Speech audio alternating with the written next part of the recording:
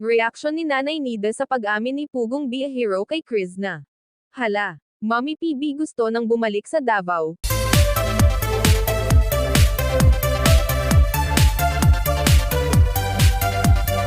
Mga kababayan, mapagpalang araw sa lahat, saang sulok man kayo ng mundo naroon, naway nasa mabuti kayong kalagayan sa mga oras na to. Nag-reaction nga si Teacher Nida, tungkol sa napanood din nilang upload ni Pugong Be a Hero sa pag-amin niya kay Krishna.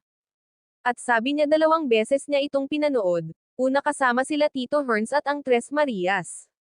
At sabi pa niya pati si Tito Herns na patanong kung totoo ba.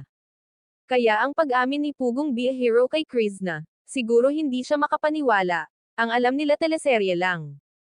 Pero humantong sa pag-amin, at sabi pa niya ihinto na niya ang teleserye, kasi nahihirapan siya. Mas gusto na pala niya ng totohanin na, si Krishna naman ayaw niya ipahinto. Sa bagay, pagtuloy-tuloy ang teleserye, maraming kinilig. At nag-aabang sa mga teleserye upload ni Pugong Be a Hero. Pati mga senior citizen nagising ulit ang mga tulog na puso, kaya maraming nakasunod bawat upload nila. At mula noon nasa Davao si Pugong Be a Hero, doon ko rin siya unang nakilala or napanood ang kanyang mga vlog. Mula kila Irene, Mylene, Nanita, Madeline at sila Badiday at Marjorie. Yun, tuloy-tuloy na, lagi ko nang pinanood ang kanilang mga vlog. Kasama ang PB team nakasupport lagi, kahit sa panonood lang at hindi pag-skip ng mga ads. Malaking tulong na yan sa kanilang charity, wala pong nakita na may nagustuhan si Sir Paul na babae mula noon. At nakita yun sa mga tagasunod niya, tapos nang dumating si Krishna gumawa ng teleserye.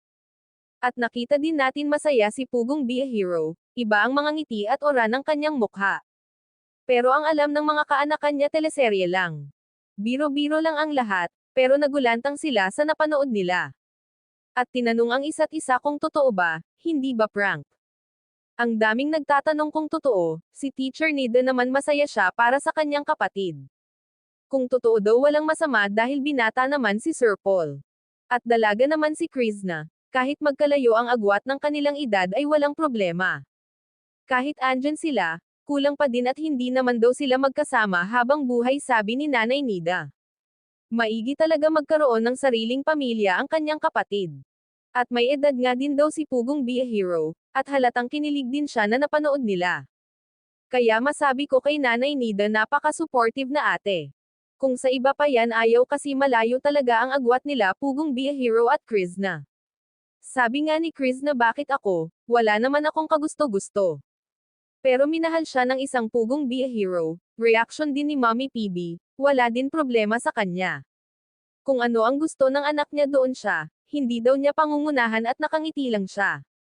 Sabi pa nga gusto niyang bumalik ng Davao, para mamasyal sa mga napasyalan nila Pugong Be a Hero. At syempre para makita niya ang kanyang mahal na anak at manugangin. Ang Tres Marias din kinikilig at masaya din sila. Ganun na rin si Jepoy, masaya din at kinilig siya. Sabi pa niya, may Daddy Paul na at may Nanay Krishna pa siya. Sabay tawa kasi halos magkaedad lang silang dalawa ni Krishna.